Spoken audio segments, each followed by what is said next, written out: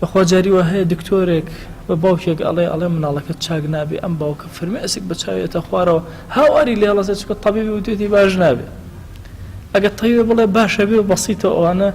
ئەم پیاوە زۆر فەرەحە بێت تەبیبە هیچی بەدەست نییە هیچ شتێکی بەدەست نییە بەڵام ئەم دڵخۆشە بێ پێی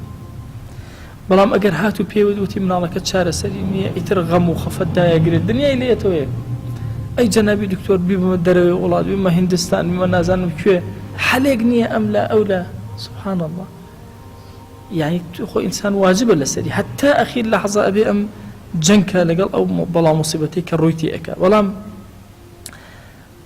طبيبك ئەگەر ئاوات پێ بڵێ باش ئەگەر پێغەمبەری خوا صلی الله عليه وآله وسلم بە عەزەمەت و گەورەی خۆی پێت بڵێ ئای عەبد ئەگەر ئەمەت کرد تووشی مصیبەتە چی ئەکەی يعني لەوە ئەچێت طبیبەکە قسەکەی وا دەرنەچێ فەحسێکی غەڵەت چۆتە بەردەسی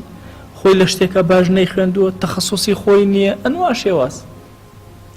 بەڵام قسەکەی پێغەمبەری خوا صلی الله عليه وسلم الصادق المصدوق لەم ئومەتە کە